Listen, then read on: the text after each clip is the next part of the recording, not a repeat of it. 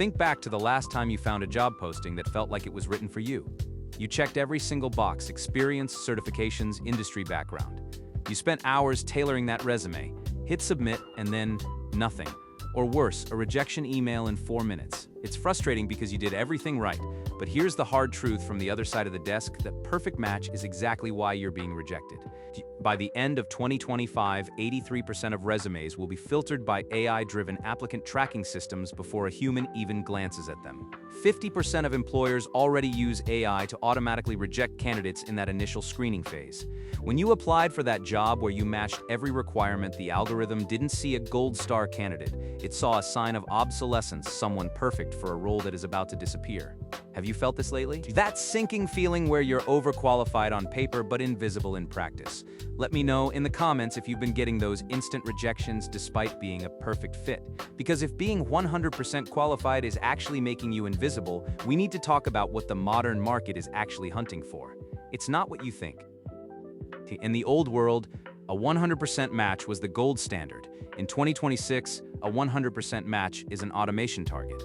Think about it. If a job can be fully defined by a checklist of repetitive skills, those tasks are predictable. And if they're predictable, they're 100% automatable. Data from Oxford and Goldman Sachs shows that jobs with a 90 to 100% repetitive skill match, like traditional underwriting or basic data analysis, face a 99% risk of total AI replacement by next year. Furthermore, the half-life of a technical skill has plummeted to less than 2.5 years. If you're a perfect match based on what you learned 3 years ago, your value is already decaying. Recruiters are now screening for human SOP risk. If you only bring what the machine can already do, why would they hire you at a premium? Contrast that with skills-based hires, people brought in for their potential to bridge the gap. They actually outperform 100% experience-based hires in the long run. The game has changed. Companies aren't looking for someone to perform the standard operating procedure. They're looking for someone to define it. They want the pilot, not the engine. To take a colleague of mine, a mid-level marketing manager. For years, he was the guy who could execute a campaign perfectly.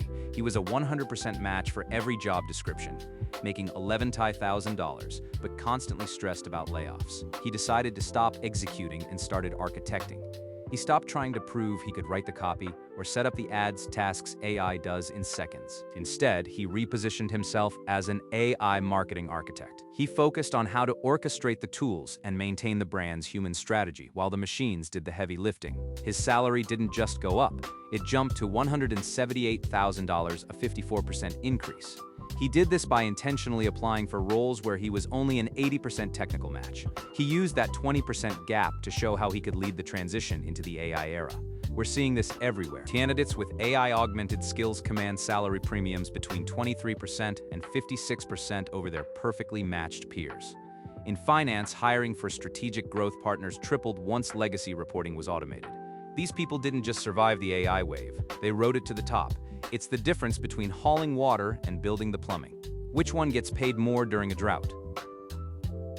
We are seeing a massive paradigm shift from pedigree to proof.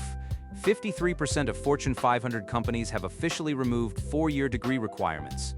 They've realized that where you went to school matters far less than your cognitive surplus, your ability to solve problems that don't even exist yet.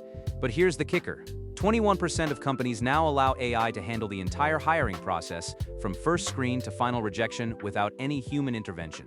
If you're fighting an algorithm with a checklist, you will lose. The algorithm is better at checklists than you are. You must shift your perspective to the era of the pilot. Recruiters aren't searching for the person who can do the work. They want the person who can direct the AI to do it better, faster, and more creatively. They want proof of work, not proof of education. They want to see how you've handled ambiguity and the 30% of your role that isn't in the job description. That's where your real value lives in 2026. How do you stop being a checklist and start being a solution? Try this. First, look at your resume. If it's a 100% match for the roles you're chasing, you're in the match trap. You need to inject the gap using the 70-30-40 rule. 70% of your profile should prove you can handle the core technicals, but the other 30% must focus on systems architecture. Show them how you automate the 70% so you can drive actual growth with the 30%. Second, stop acting like an individual contributor. Start acting like an orchestrator. When you talk to recruiters, don't just tell them what you did. Tell them how you built the system that made the doing more efficient. This isn't just about survival. There's a massive salary upside for those who get this right. The average search for senior roles has stretched to 125 days for those stuck in the traditional match mindset. Don't be that person. What's the one manual task in your job that an AI could do tomorrow? And what would you do with your time if that task was gone? Stop trying to be the perfect match for a dying role. Start being the architect for the one that hasn't been written yet. I'll see you in the next one.